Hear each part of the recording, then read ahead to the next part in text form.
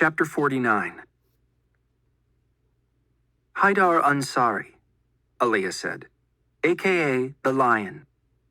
Aliyah called up a picture of a boy playing soccer. There were other players in the foreground, and the picture was kind of blurry, but the shot was clear enough to see that Ansari was a good-looking guy with olive skin and dark, curly hair.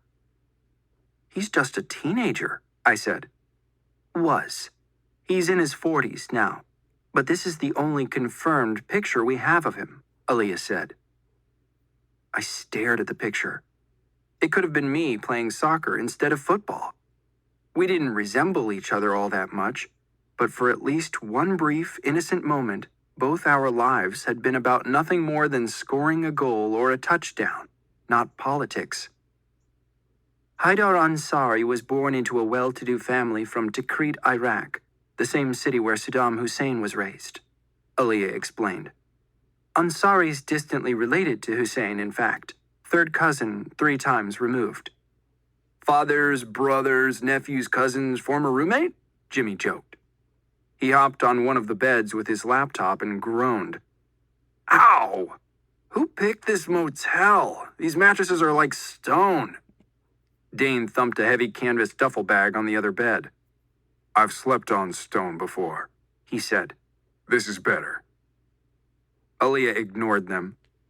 Ansari's family was rewarded with power and wealth when Hussein took power. Wealth and power they lost when Baghdad fell and Saddam was defeated during Operation Desert Storm. "You were in that one, weren't you, Dane?" Jimmy asked. Dane didn't look up from the bag he was rooting through. "I was in that one," he said. As a part of the ruling Ba'ath Party, Ansari's family lost everything in the war. To escape persecution from the new Shia government, they fled to Syria, where Ansari spent the rest of his youth angry at the United States for ruining his life.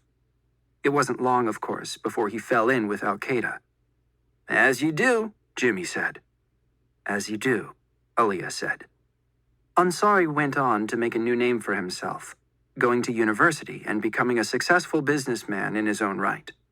We now know he was funneling much of that money back into Al-Qaeda. When Osama bin Laden was killed in 2011, Al-Qaeda effectively splintered into dozens of smaller autonomous cells around the world, which was how it was designed to operate in the first place. Soon after, Haidar Ansari went from merely funding militant activities to leading them, becoming the leader of a particularly dangerous cell in Afghanistan. My eyes went from the picture of the young Haidar Ansari to the file on him on Aliyah's screen. The beginning read like the bio of any regular guy.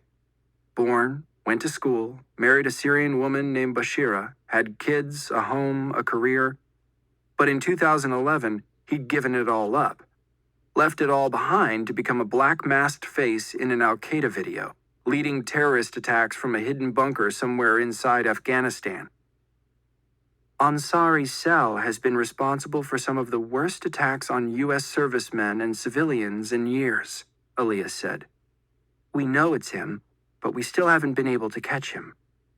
She called up a picture of a bombed-out building in a dusty desert town. We thought we'd killed him with a drone strike 3 years ago.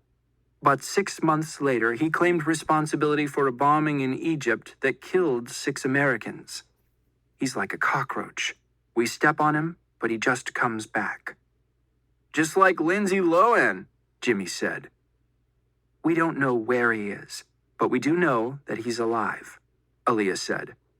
"If you and Mickey are right, and he is in America," Aliyah shook her head. "If he is here, why? What's his target?" Dane asked. Ansari's trademarks are intricate plots and false clues. It's all about misdirection, Aliyah said. "Which is why I agree with Mickey. He meant for us to uncover the Women's World Cup plot. He wants us to think we're safe. That's when he'll strike. And it'll be big, whatever it is. He wants an audience. He wants to scare as many people as possible." "And if he is in America, he'll want to do it soon, before he's discovered," Dane said. "Here's something that might help," Jimmy said. He turned his computer around. "Mickey just sent us your brother's latest music video.